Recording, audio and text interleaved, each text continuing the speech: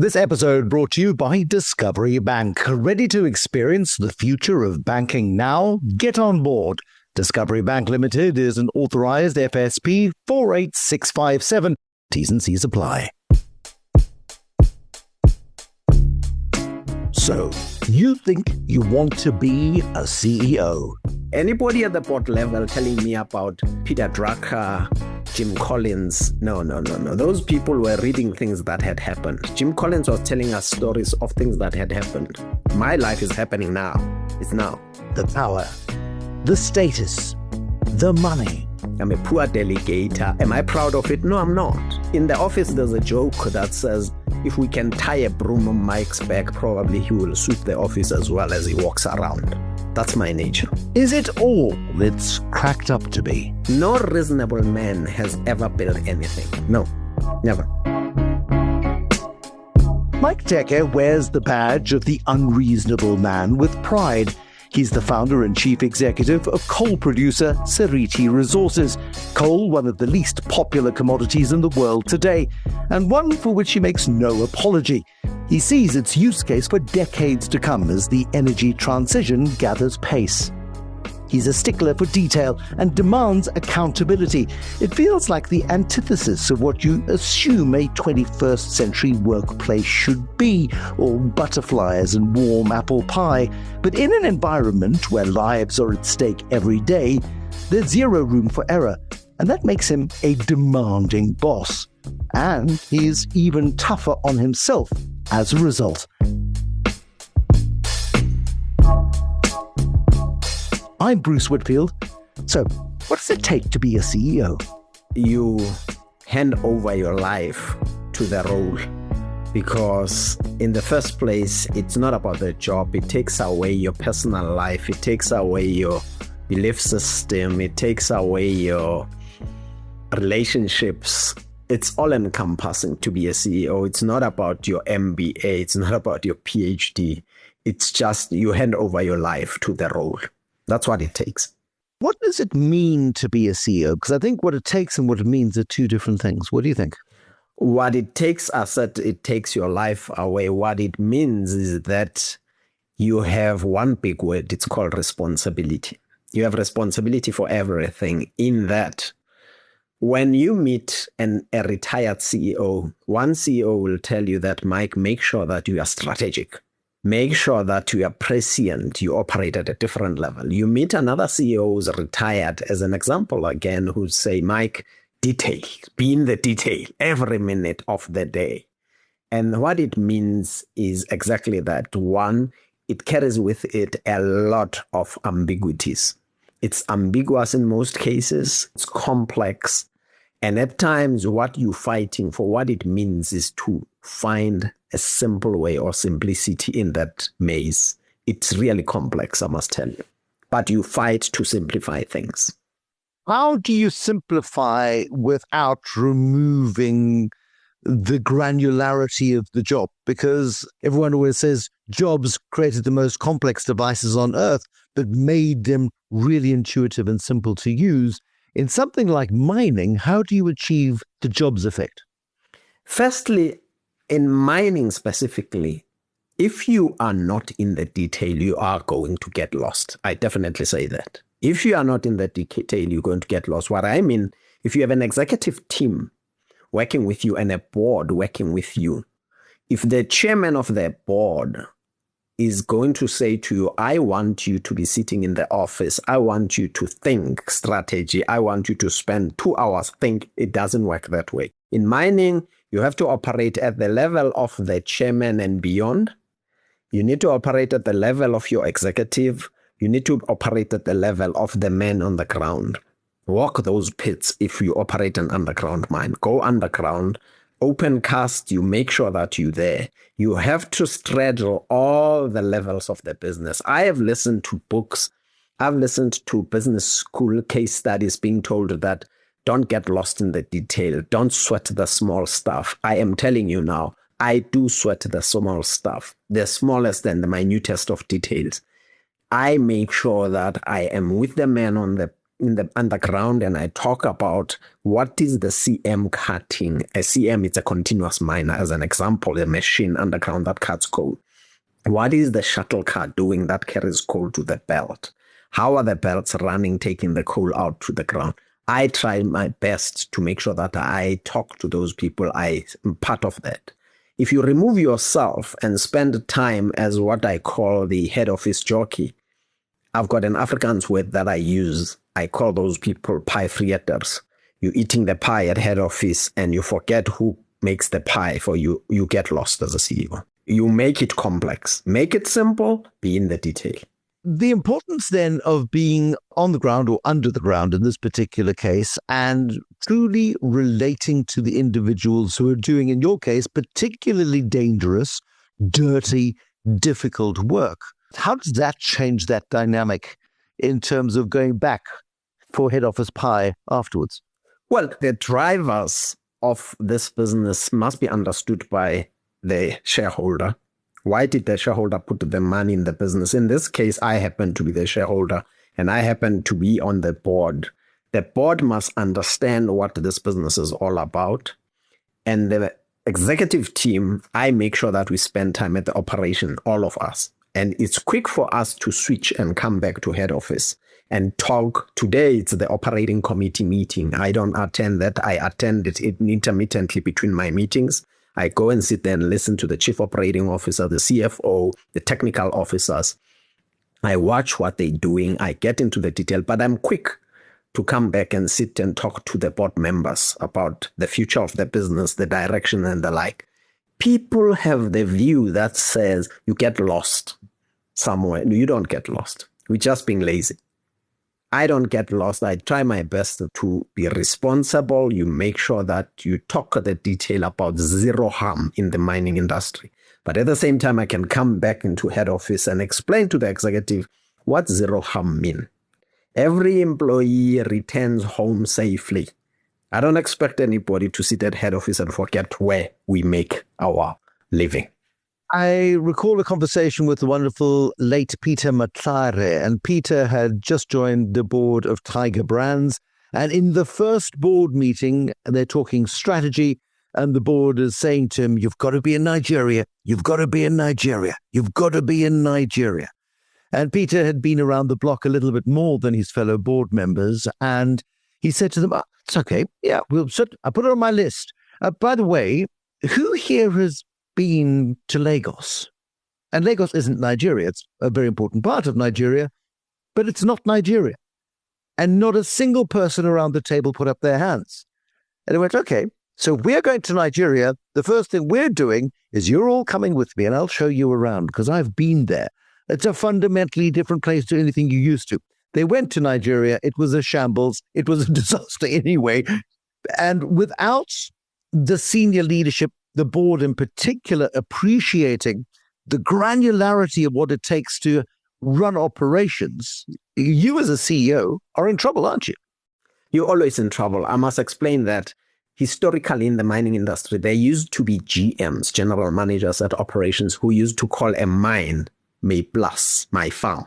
So anybody who wanted to come there, you need a permission from the GM because he was powerful. When you go to the mine, there was a schedule that the CEO is coming and you'll probably fly in a helicopter because there were people who had those egos, and you arrive there, you spend 30 minutes, they show you a PowerPoint presentation and you feel good that week that I was at the mine. I don't do that. My life is about waking up. Tomorrow morning, I'm going to New Val Collieries. 6 a.m. I will be at the mine. We walk with the GM, we walk with the teams. We want to see whatever you tell me I want to see. And I have watched a lot of CEOs talking about the story of, Mike, it's too much in the detail. You're too much in the... No, I am in the detail and I'm unashamed about it. One of my weaknesses, Bruce, which I share with people, is that I'm a poor delegator. I'm a poor delegator in that I can delegate something and I'll end up following through with people. I will always say to people, how far are you? How far has it gone? And people say, but Mike, you're distracting people. I am not. It's the nature of this beast. We have to be in the detail. We have to be there. Anybody at the board level telling me about Peter Drucker, Jim Collins, No. Those people were reading things that had happened. Jim Collins was telling us stories of things that had happened. My life is happening now. It's now. Don't come and tell me about the story of Kodak, how Kodak lost the market to iPhone and all. It's history. It's good for you to write a book and tell us of history. By the way, let me bring something to your attention, Bruce. You wrote a nice story about Time Bank. It's happening now. It's happening now. And the detail is now. The guy who's going to write a story about Time Bank in 10 years' time, it's going to be a nice book to read. For me, I'm in the detail today. I'm a poor delegator. Am I proud of it? No, I'm not. In the office, there's a joke that says, if we can tie a broom on Mike's back, probably he will sweep the office as well as he walks around. That's my nature. There is a theory, again, a management theory, and it's probably from Collins or Drucker or somebody like that, who says, and I think Jobs would say it quite often, I hire smart people to tell me what to do, and therefore I can focus on strategy, I can focus on the thinking. You turn that on its head somewhat. Explain to me that process. I am turning it somewhat. Yes, it's true. I have really super smart people in this business. I've worked with people who are bright, who have built this business. I didn't build this business alone. I mean, Seriti was built on the back of powerful chief operating officer, chief technical officer, strong CFO, a great board of super intelligent people with, I mean, I've got a doctor on the board. How many doctors do I have in the board? One. But the point I'm making is that nobody's going to tell me that culture is strategy for breakfast. I understand your textbook stories. I understand your phenomenon. At the end of the day, I have runs on the scoreboard for me. It's creating value, taking advantage of opportunities. And at the end of the month, it's easy. My language is simple. The numbers stack up. I create value for you. I pay a dividend. I keep jobs. I create more jobs. I grow the business and I pay my taxes. There's a future. If you're going to tell me about spending time in the boardroom, they say to me, Mike doesn't have time to think. Bruce, I'm in my car for 30 minutes to an hour coming to work at times. Do I stop thinking there? I don't stop thinking. We think all the time. When I go to bed at night, after talking to my family, I do think. They say I must sit in the office and spend 2 hours on strategy. No. And the other interesting thing about Seriti and my life, I don't believe in people coming into my business to come and tell me about my business. In other words, hire somebody to come and consult to. No, I don't. We do it ourselves. I've got super smart people. Do you know that the head of human resources, chief people officer in Seriti, has a master's degree in engineering? Makes sense that it should be that way. The CFO of this business understands the business backwards. Because they speak the language, they are aligned to the business, they know. I'm singling out a few people. What prepared you to be a CEO and a founder? Because your route into business is via HR, and you do work in some very demanding multinationals in an HR capacity.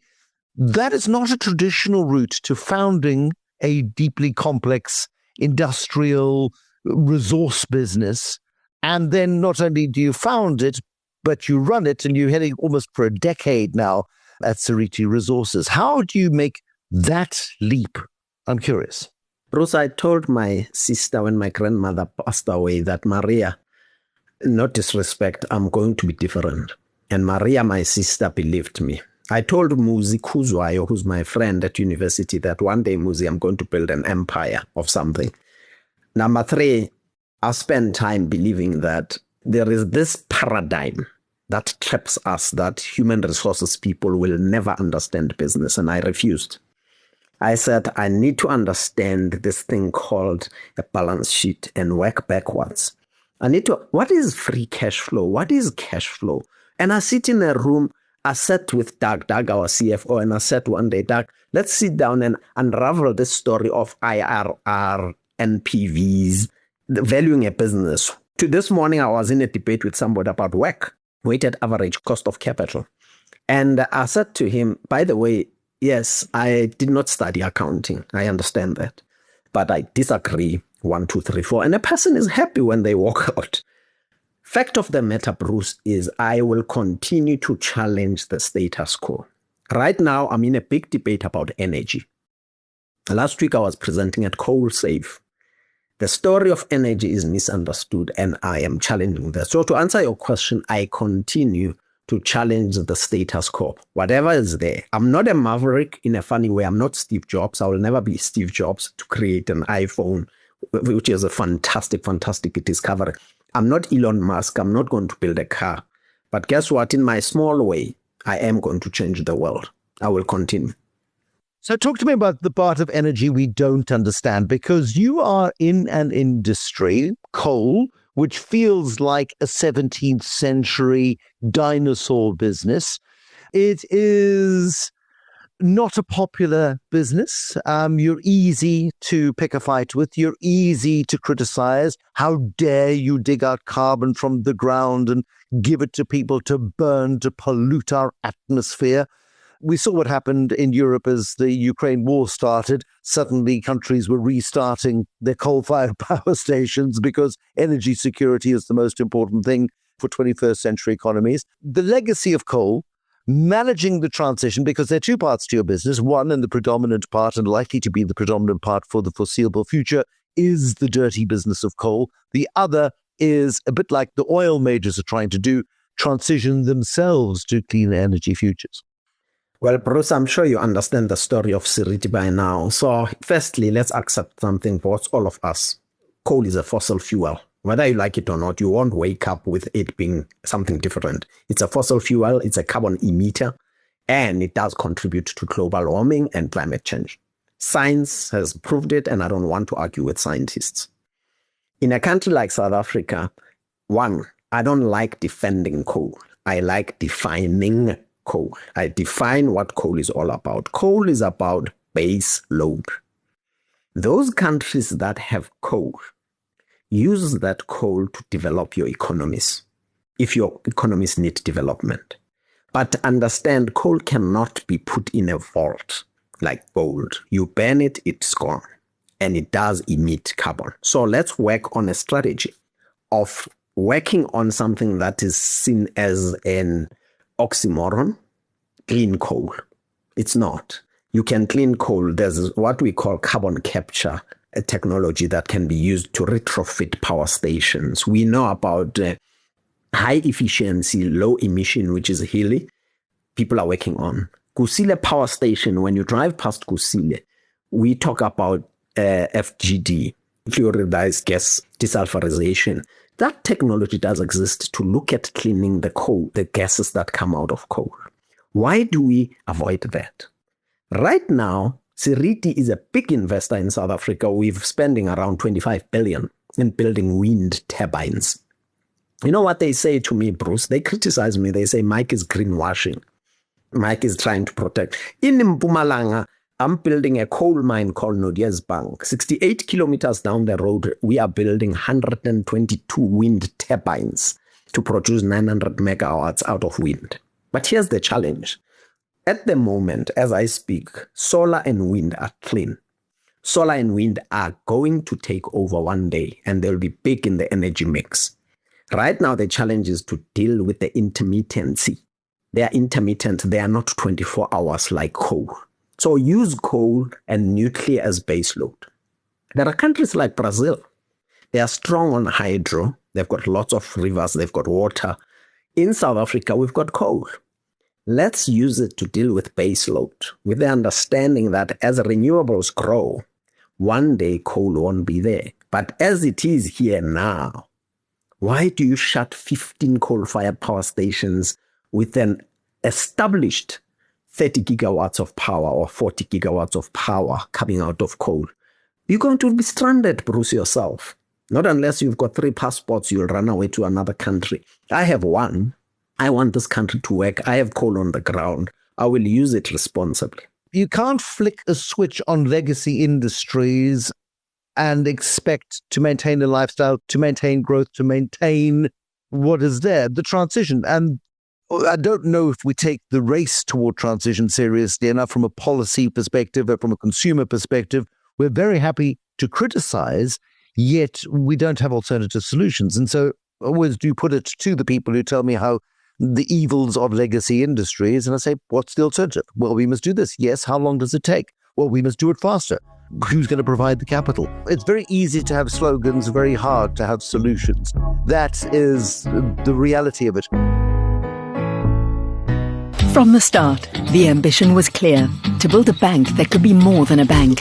One that rewards better decisions, connects the ecosystems that shape your life, and gets smarter the more you engage. That ambition is now a reality. With Discovery Bank, your entire financial life comes together in one intelligent platform, accessed through a single app. It understands your behavior, works harder for you over time, and helps you build your financial future with confidence. Discovery Bank, the future of banking. Now. What is the single characteristic that you possess that defines the way in which you run your businesses and, by extension, I suppose, your life as well? My life is driven by one thing, and one word is grit. I'm gritty. I fight for everything. Not fighting as in physical, not fighting as in aggressive. Bruce, I challenge things.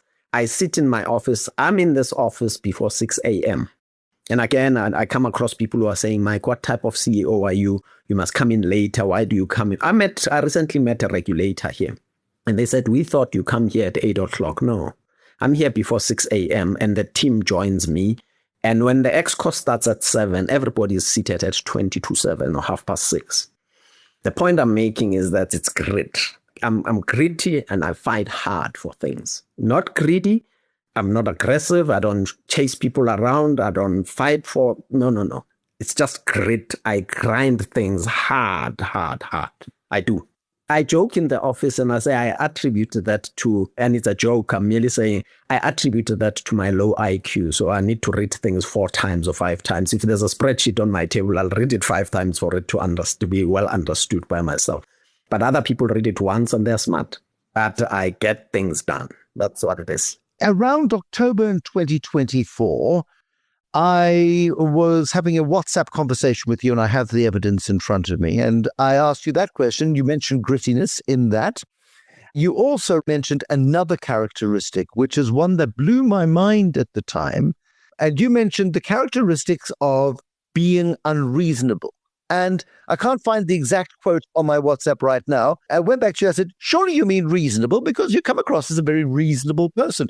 The energy transition, you have a very reasonable approach to it. Yet you define yourself as unreasonable. I want to explore that. Explain. Yes, I remember that. Bruce, I'm an unreasonable man. Okay, I'm an unreasonable man in many respects, and a lot of people love to be reasonable. Here's my point. If meetings don't start at 8, at 7:30, I'm sitting. When we go to the mines, we go early. Anybody who challenges me, leave. I'm not going to work with you. Time, as they say in the classics, punctuality is the politeness of kings. I'm unreasonable. Number 2, when we create value in this business, on all our businesses, in my family office, I'm unreasonable. We buy into businesses, we relate to the families, we relate to the partners. No reasonableness. No reasonable man has ever built anything. No, never. Show me one reasonable man who's built something special. Never. You become unreasonable at all times, in all respects. And yes, I did write that to you. And I keep on saying that in my family, it does apply. I'm not reasonable. Recently, I was asked about test driving a car. I won't mention the name of the car. I was invited to go and test drive a car. And after that, the person said to me, I thought we could have a conversation. And I said, no, not for me. Thank you. But let's be reasonable and talk. I said, no, I'm not. Expensive. I cannot invest in this, and it doesn't look good on me. Thank you. I know that I've offended somebody. I walk out of there, my head held up high, and I still believe that an unreasonable man is the one who builds things. You remain reasonable, you're not going to build anything. That's massively counterintuitive, because there is an ethos in business and there's an entire industry that talks to what I like to refer to the kumbaya of business, where you've got to be warm and inclusive and kind and understanding and patient and lead as a servant leader and other platitudes that people apply. Take me through the unreasonable approach that you take, because I think there's a very narrow line between the unreasonableness I believe you're referring to and being, and I can't think of a polite way of saying this, but just being an idiot, being unpleasant to be around. No. don't be rude to people. My grandmother had an interesting saying. I wonder why my cousins and my siblings forget this, and my sister. My grandmother used to say, in Tswana, you're not a dog. When you are angry, don't show your teeth. A dog will show its teeth when it's angry. When you're angry, stay yourself, be humble, but tell people the truth. You know, Bruce, when people come to me in this business, we come across a lot of consultants, people who sell things. And I am nice and I'd say I'm approachable, but you know what? No, we don't need that. And people get offended, right? People ask for donations, for things. We give them, we're reasonable, as in giving money. But there are things where you say, no, it's fine. But the problem is we are misinterpreted, Bruce, that we must be rude, we must bang the tables and scream at. No, we don't scream at people. Just, no, can't happen. And then they walk out and say, but Mike is unreasonable. It's like firing people. I have a view that says nobody has ever been fired fairly in this world. Everybody. I've never come across a person who said, I was fired and it was fair. They always say it's unfair and they go to court and all of that. The point I'm making is because we're not comfortable with the truth.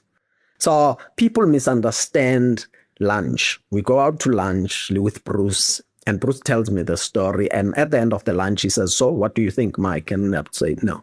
Are you serious? I say, yeah, it won't happen. But people expect me to say, no, you bang the tables and you throw things. No, we don't. Be unreasonable when something doesn't work for your life, for your business. That's it. And what I love about this approach is people behave politely. So they will bring the consultant in. And because we're polite and we don't want to cause offense, we go, I'll get back to you. And we don't, because what they have tried to sell to us, what they've tried to promote to us is not interesting to us, useful to us, or something we're prepared to spend money on. By being frank and by being clear and being direct, you're deemed to be being rude. I would argue it's exactly the opposite. You're respecting your time and actually you're respecting their time. Why must they waste their time over the next 6 months trying to sell you something you will never buy from them, or you will never deal with them on that sort of basis? It's clarity. Yes, exactly. There are things that bring you clarity in life. Number one, time. Bruce, my time is important to me. I spend 7 days of my life at work, in doing my job. I'm so close. I'm engrossed in what I do every day. Secondly, nobody phones me, ever. I've never done that, and I make sure that I'm unreasonable when it comes to Mike, where are you? Can we meet for lunch? Why are you not coming today? I owe no one an explanation, and I live that life on my own. The third big thing is about family. I make sure that nobody can access my family. I'm talking about, hey, Mike, can we invite you for dinner? Can we invite you for lunch? I struggle with those things. I do. And is it about being arrogant, being pompous, being proud? No, it's not. I just don't want to sit around and just waste time. Time is of the essence. That's it. But people think, Mike, be unreasonable, scream at people, walk around and swear at people. No. Be collegial, have a conversation, and that's it. How does that unreasonableness translate to running teams of professionals? You've paid tribute to really important people in your life and in your business, top-level professionals who clearly buy into this approach of yours, the clarity, the leadership, the non-negotiables by which you operate. At the same time, how do you not limit the capacity of these people to stand up to you, to push back when you are wrong? And forgive me, but occasionally you might be wrong. How do you get that balance right in terms of getting the best out of those people without micromanaging and nannying them in some sort of way? That's a misnomer. And the story of nannying and micromanaging, it's for lazy people. Lazy people don't want to do their jobs, okay? They will always come up with that. They coin those phrases, nanny. No, if you came to me as a chief operating officer and you said to me, Mike, this month we're going to produce 10 tons of coal. And on the 28th of the month, you come to me and say, oh, Mike, we are at 8 and 2 days to go. I can't. I'm not the type of person. Every week, I will chase you and say, are we on top of things? Are we winning? For the 30th, will we do our 10 tons? I chase you. I do. I walk around nicely and I talk to you. I've worked with somebody for 20 years.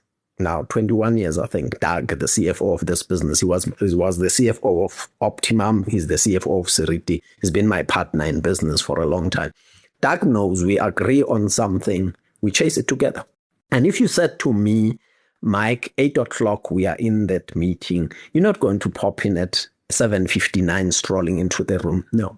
If you're not prepared, I will show it to you in the meeting. I will share it with you that you were not prepared for this, and I'm sorry. And that is why people have fallen by the wayside, and that is why quite a number of people, I'm sorry to say it, I don't want to fire people. I don't enjoy that. It's not pleasurable. People have got families, people have responsibilities, people have a life. I don't go around and say I enjoy firing people. No. But there are times where I'm saying, let's part ways. It's not going to work. Clarity and that honesty is kindness in a way as well, because not everybody is suited to a job in every business in the world. So often the platitudes take over and we say, this is our family, this is our team, we're building this together, and we have a team song. It's not that bad. But it's the warm and fuzziness that we try to create around businesses that is not true. Because ultimately, if you're not delivering a return on investment, if you're not performing, you have to find a place where you can do it better. And I think a lot of what you do cuts through the superficiality of 21st century management. So, Bruce, we have an interesting thing called 2 days of a strategy session since we started this business. If you can ask a Seriti employee, did we ever invite somebody to come and facilitate our business strategy? No. We do it ourselves here. We have the capacity, we have the capability. Somebody will say, yeah, but Mike, you're missing the world perspective. That's not true. That's not true. World perspective is brought into the room by the people in the room. We are qualified to do it ourselves. We are here, we do it, and we're capable, and we become unreasonable. No, but let's go and get a strategist. No. Yeah, we do invite Bruce Whitfield to come and talk for an hour about something, but our 2 days is owned by us. Our business is us. Have you seen a CEO, Bruce, who doesn't deliver results? Have you seen how painful it is for them? I've invested in listed businesses where people come to our pavement here, come and walk into our door. We've got a family office in this office where they sit with me. Mike, believe in this story, believe in this dream. And you say, I'll give you 10 rand. 6 months later, it's 6 months interim results. You must see how the tail between the legs coming to tell you, Mike, the EBITDA number I promised you, it's not possible, it's not doable. It is amazing. I'm not one to say I told you so. No. We made a mistake. Let's be unreasonable about it. Let's cut it and move on. And Doug, who's the CFO here, he's as ruthless in a nice way. Ruthless, but nice. So you can be unreasonable. You can have absolute clarity to the point where people may take it badly, but that's not the intention. That's not what you want to deliver. What you're wanting to deliver is the purpose of the business. And the purpose of the business is to provide coal, primarily to Eskom, to transition this business to a new century and a new generation, and to do it profitably and to do it efficiently and effectively. And if you don't accept that, well, thank you for coming. Good luck elsewhere. So our strategy is clear. We grow this business. We create value for the shareholder who has committed their funds into this business. We return that value. We pay dividends. We deliver capital growth. We are diversifying into renewables. We're investing smartly in renewables. This growth that you see now in terms of EV or NAV next year will be 10 times, 20 times, and we probably guarantee you that because we deliver, you get excited. But then understand something. Leave me alone. Don't come to me as a board member and say, you know, Mike, there's a guy at the corner there. He provides some gadgets or some pink widgets. He can sell them. No. Don't come and interfere. You've given me a mandate. You've given me a responsibility. I will deliver. And that's what it is. And we are humble about it, but we are ruthless. We are ruthless. We don't sit at a lunch table and swear at people We're not autocratic. We don't go around. People love us here. We love them. We love each other in this business. We hug, but it's not motherhood and apple pie here. Make things happen. Deliver. Our motto for 2026-27, you know what we say? An extraordinary leap delivered by extraordinary people. If you're not extraordinary in Seriti, it's going to be tough.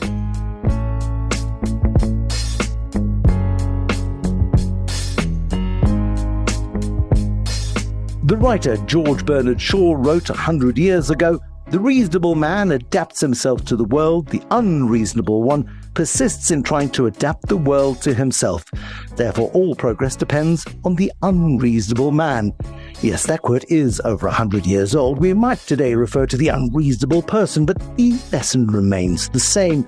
Perhaps the most reasonable thing to be in a world of elevated uncertainty and unpredictability is to be unreasonable, to refuse to accept the status quo, to be demanding of those you work with, and equally unreasonable on yourself. Don't outsource your thinking. Hire the best people and demand that they step up or step out. But keep it tidy. Unreasonable doesn't mean rude or cruel. It's about making things happen. Seriti Resources Chief Executive, Mike Teke.